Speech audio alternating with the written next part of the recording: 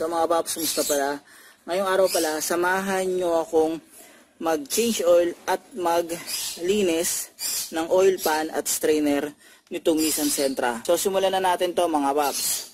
Bakit ko lilinisin yung oil pan nitong Nissan Sentra?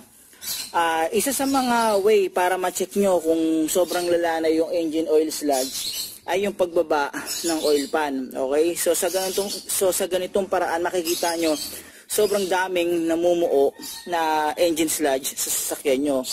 Makikita rin natin dito kung ano yung condition ng natin ng crankshaft natin kahit sa ilalim man lang. So meron tayong idea kung gaano nakalala yung engine oil sludge. So ito, i-drain ko muna yung oil, tapos mamaya tatanggalin natin yung oil pan. Okay, medyo iba kasi yung proseso dito sa pagtatanggal ng oil pan eh. Hindi ganun kadali, may iba pang tatanggalin. So gagawin ko, drain ko muna yung langis niyan mga paps. So ito yung drain plug niyan, ayan. 14mm lang yan mga paps.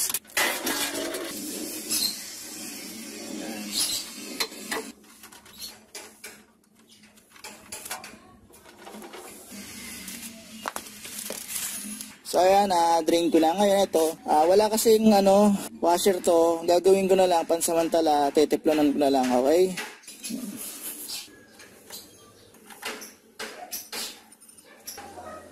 Mamaya ko na ito torque yan mga paps. So ito yung yung oil filter mga paps. Tanggalin natin yan. Yan. Okay. Yan lang. So ito, lalagyan ko lang ito ng ng lagis dito sa pinakalabi niya, yan. Hindi pwedeng lagyan dito kasi nga nakalagay sa instruction yan. Saka kung lalagyan niya, pupunuin niya, nakaganyan yan, di tatapon. Di ba mga paps? So ito na nalagyan natin dyan yung labi, yan. Balik ko na dun.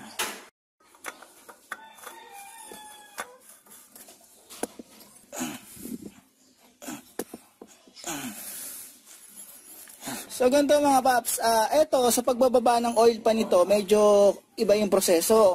May mga bolt yan dyan, dito, paikot yan. Pero medyo mahirap kasing tanggalin kapag hindi binabaklas tong pinaka-exhaust. Okay, so ang gagawin ko na lang, tatanggalin ko na lang sa exhaust manifold kesa dito. Yan. So gaya sabi ko kanina, tatanggalin ko na lang yung exhaust manifold kesa dito. Kasi dapat tatanggalin to. Ito, yan, meron yan dito, tapos sa kabilang side meron. Ang problema kasi pag tinanggal to, malaki posibilidad mga paps na mapuputulan kayo nito. Para safe, sa exhaust manifold na lang ako magtatanggal, okay? So tanggalin ko muna itong cover, tapos yung exhaust manifold niyan, tatanggalin ko para lang bumaba, para kahit paano, mailabas ko yung yung pinaka oil pan. So, ito yung tatanggalin ko. Ito. 10mm yan mga paps. Ngayon, gawin ko, sprayin ko lang ng WD-40.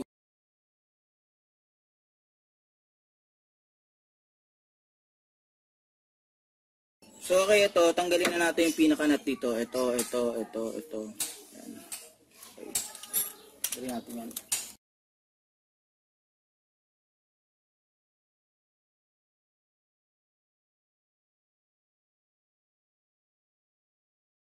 So ayan mga paps, tanggal ko na tong nut dito. Ayan, yung sa baba, kumapit na yung stud pero okay lang yun.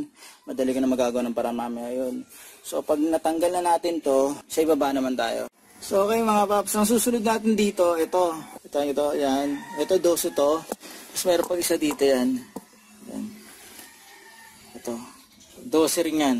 Okay? 12mm to mga paps.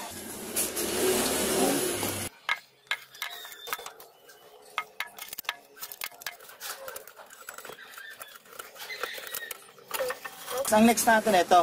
Yan, ito 12. Okay?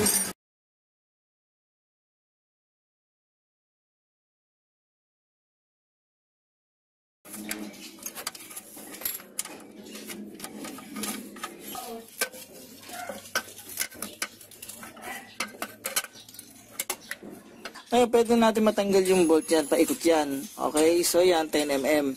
Kaso mga paps, ito problema dyan. Ito. May side dito na mahirap tanggalin. Dito sa banda dito.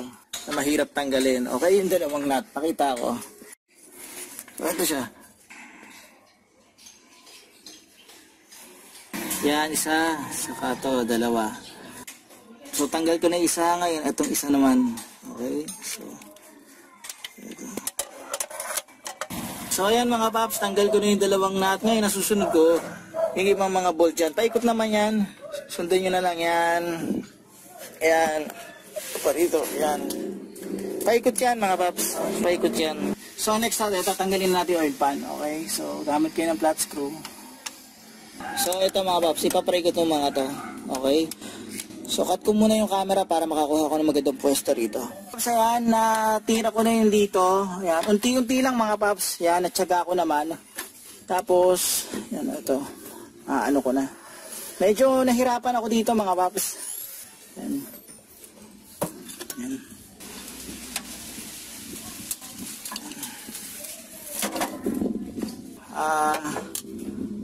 Sobrang kapal siguro ng gasket na nilagay dito.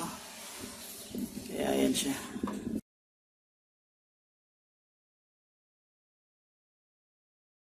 Ito na yung strainer natin. Tatanggalin ko itong strainer. 10mm yan dito, 10mm yan dito. So, ang kinagandahan sa baba ng oil pan, makikita natin kung anong estado ng crankshaft. Yan, no? So, kita-kita natin.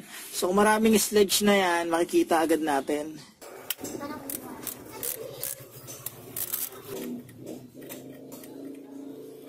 Bago ko linisin yung oil pan, kukunin ko yung pang kudkud ko para matanggal to mga paps. Yan, linisin ko na yan. Tanggalin ko yung mga natitirang gasket.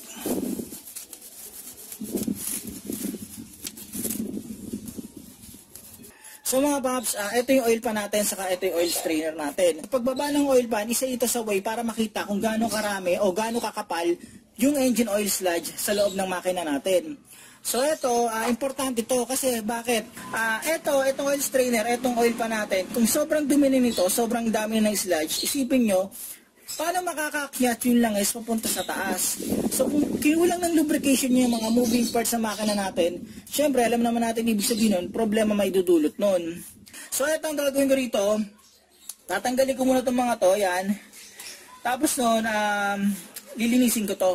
Ang palilinis ko dito para tipid gasolina na lang. Okay, ito. Kumuha ako sa motor. Yan.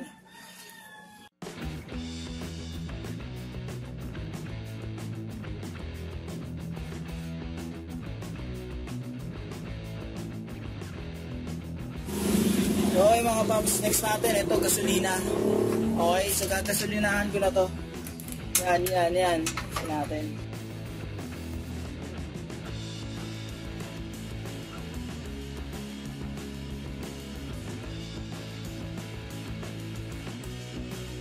So ito, pakita ko sa inyo nakuha ko. Ayan o. Ayan. Mga dumi ito mga paps. Ayan. Ayan.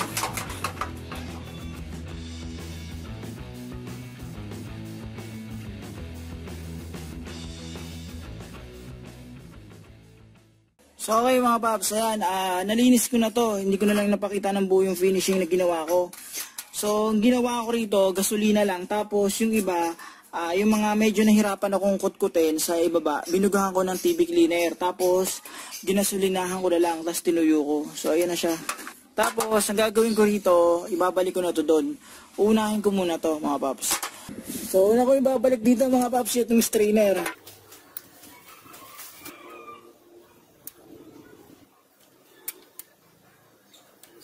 Tapos, susunod ko yung oil pan. Pero bago natin nilagay yung oil pan, lalagyan ko muna siya ng gasket maker mga paps. Okay?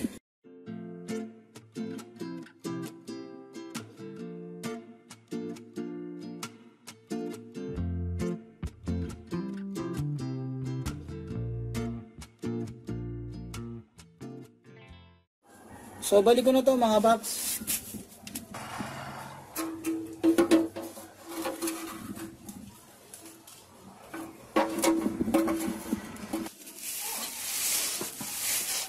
So ayan mga paps, nabalik ko na yung ilang bolt. Ngayon ibabalik ko na ibang bolt. So ito mga to, tanggalin ko na yung mga sobrang gasket. Ayan. So ayan, balik ko na yung mga bolt. Tapos wag nyo kalimutan yung yung plate. Ayan, may plate yan dito. Ayan, wag nyo kalimutan, ibalik yan mga paps.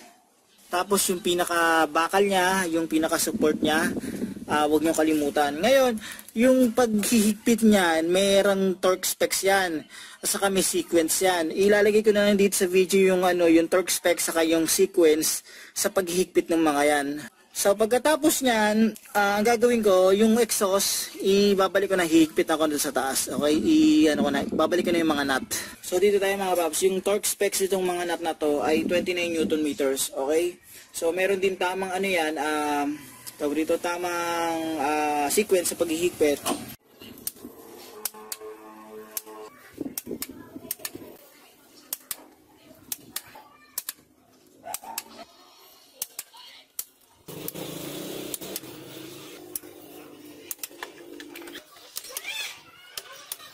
Tapos balikan natin yung pinaka-heatsink niya rito. So okay mga paps, tapos ko na makabit yung nasa exhaust manifold. Nababa ko na rin yung sasakyan, na-check ko na rin yung mga bolt. Okay naman. Ngayon, eto magsasali na ako ng langis. Etong langis na isasalin ko, etong 10W30 lang. Okay, na isin. So ito, 2.7 lang yung capacity nito. Okay, so salinan ko na to mga paps.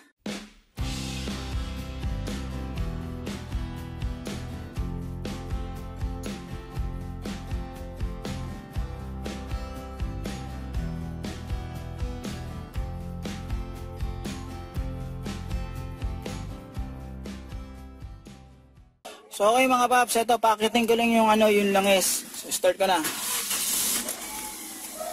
Yan. Okay, tapos double check ko yung langis, baka mamaya may leak. So okay mga paps, hanggang dito na lang yung video ko.